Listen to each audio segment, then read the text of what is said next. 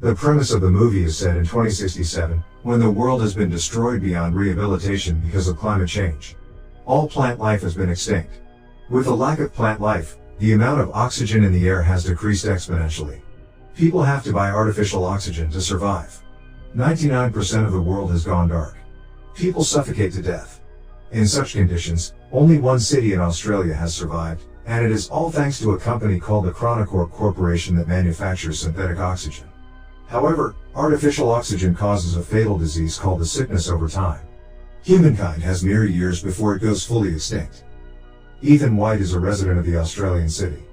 He and his friend, Jude, work as mechanics in the Chronocorp Corporation. The corporation is also working day and night to find a cure for the sickness and a way to save the world. Ethan's wife, Xanthi, also has the sickness. Ethan works hard day and night to earn and buy her better oxygen. One day, as Ethan and Jude work in the tunnel, the Chronocorp CTO of Particle Research, Regina Jackson, summons them to her office. There, she introduces herself to the two, and tells them that humanity is going to die in a few years if the conditions do not change. She then reveals that Ethan is the only one who can help everyone and save humanity. Ethan is confused and doesn't believe her. But Regina insists he visit their lab. The lab has huge machinery.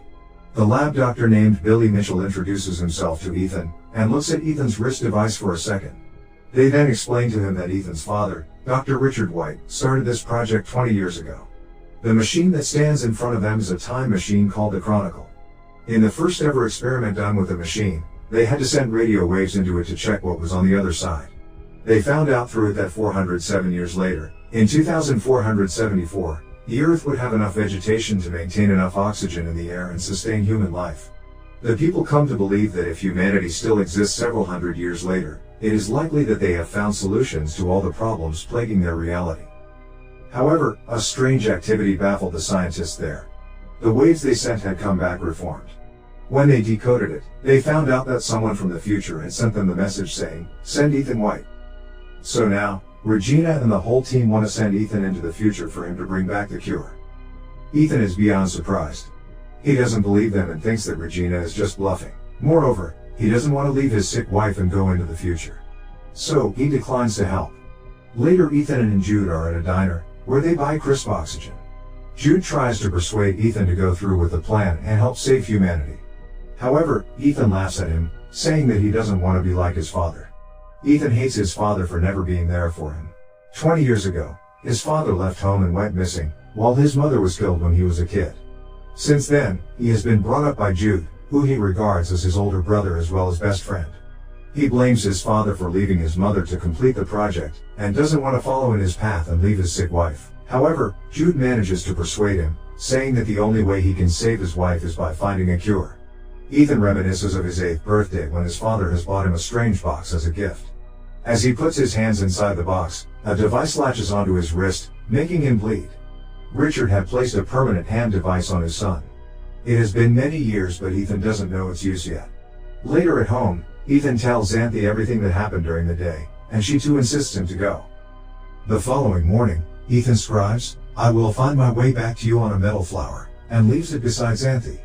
He then goes to Regina's office again and tells her that if he can find only one cure, they will have to give it first to Xanthi. Regina accepts, and takes him to the lab again. Dr. Mitchell shows him the suit that he has to wear before getting into the machine. As they begin to explain the mission to him, Ethan realizes that they do not have a plan. They have no clue what he will see, or who he will meet at the other end. However, after they put him in the suit, they give him an AI device called the Archie. Archie will show the lab Ethan's vitals at all times. It will also help to navigate his location. Then, they finally throw him into the machine. Inside, Ethan moves at high speed through time. He falls from the sky and lands in an unknown jungle. The friction from the air causes his suit to catch fire, so he quickly gets out of it. Then, he looks around, and is astounded by the beauty of nature. He finds that the world has completely changed. The trees and the natural oxygen are back. He walks in the direction Archie directs him, and sees a bunker door of some sort. But what catches his eyes is a skeleton that lies right in front of the door. Its skull has a bullet hole in it. Furthermore, he looks at the name tag on it and is horrified to see his own name. The skeleton is Ethan's. Ethan also finds the skeleton's Archie, and plays the last recording on it. He hears a man say that this is the only way, and shoots Ethan. Just then, the device's power goes off. He is horrified, believing that this is the fate that awaits him. Then, he notices the skeleton's wrist device. It is identical to Ethan's, except the light glows green in the skeleton's device, but Ethan's has been red his whole life. That night, he lights a fire and eats wild berries. It turns out that the berries were poisonous. Ethan vomits and starts to go unconscious. Ethan wakes up after a while, and is surprised to see Jude in front of him. As it turns out, the lab saw Ethan's vitals dropping and assumed he was having a reaction to poison.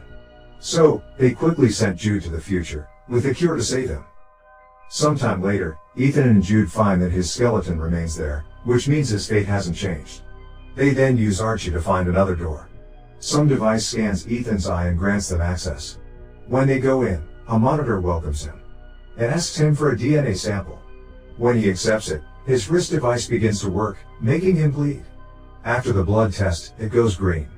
The lights to the room turn on and they realize that they are in Chronocorp's lab, 407 years later.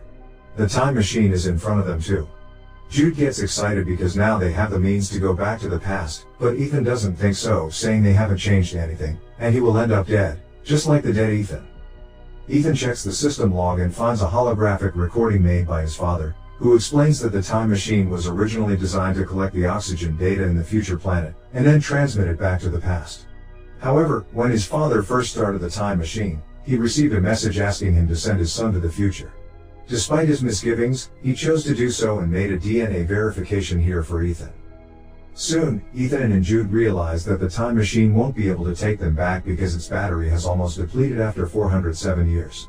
What's worse is that the activation of the lab triggers a malfunction in its nuclear power core, threatening to unleash a nuclear explosion in just 4 hours. This means they have to find a way to fix the time machine and travel back before the explosion. Running out of time, they have to act quickly. Outside, they are surprised to find a ruined city covered with green plants, but inhabited with no humans, showing that Earth starts to recover itself after human extinction. Human skeletons are scattered everywhere. Ethan gets to his wife's house, only to find her bones, making him fall into despair. Jude tries to persuade him to go back to the past, as the cure against the sickness doesn't seem to exist even in the future world. However, Jude's words make Ethan suspicious. He then turns on the rusty Archie to play the recording once again, from which he recognizes Jude's voice, and it seems Jude is exactly the one who shot him. Jude raises his gun at Ethan, strongly denying that he would shoot Ethan. Ethan finally decides to complete the mission first, so with joint efforts, they manage to repair the power core and then return to the lab. Now the Chronicle system works and they should be able to return to the past. They just need to wait 37 minutes till portal launch. Once the countdown reaches 0, the portal will tether to 2067 for approximately 30 seconds. However, Ethan still finds his body remains behind a door at the same location, which implies that they haven't made any changes to the future. In order to figure out the truth, Ethan pulls out the battery of his current Archie and puts it onto the rusty one. In that way, he gets access to another video, in which Ethan is assured that his future self will be killed by Jude. Jude then confesses that there is no hope of changing the future and he is trying to protect Ethan. Finding it hard to believe, Ethan locks his brother up in a room, then plays back his father's holographic log from the day he died. He soon discovers a conversation between the Chronocorp's CTO, Regina Jackson, and his father. It's shown that Ethan's father wanted to use the time machine to save all mankind by finding the cure, but the CTO only intended to use the machine to flee from the dying time with some chosen few.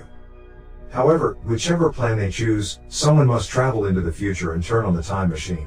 To safely send living matter through time, it requires an operational link from both sides. In order to stop the CTO with her plan, his father locks the time machine and sets Ethan's DNA as the verification key. In anger at what Ethan's father just did, the CTO killed him immediately. She then orders Jude to kill Ethan's mother and be a guardian to him, so one day they can use Ethan's wristband to get access to the future. Ethan is beyond surprised. The man he thought of as his brother turned out to be the one who killed his mother and is about to kill him too. He also realizes that he has misunderstood his father, who didn't deliberately abandon the family. Knowing that Regina wants to bring a chosen few into the future, Ethan tries to shut the time machine down, but Jude rushes to stop Ethan and reveals that he's tasked here by the CTO to ensure that Ethan is sent in time to repair the power failure. Once Ethan activates the time machine, he should kill Ethan. However, Jude has formed close emotional relations with Ethan over the years. Seeing his brother-like friend in that state because of him, he is guilt-ridden. So, instead of shooting Ethan, he shoots himself dead. In rage and regret, Ethan is determined to fulfill his father's dying wish, which is to find the cure and save the dying humans. He looks into the monitor, and finds the very first message written by his father.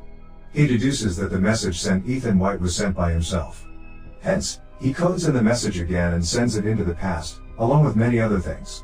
Meanwhile, in the laboratory of the year 2067, the CTO with a group of privileged chosen people are waiting anxiously for the time machine to be activated.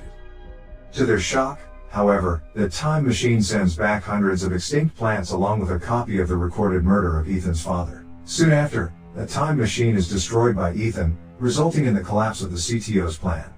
In the end, the CTO is arrested due to the murder.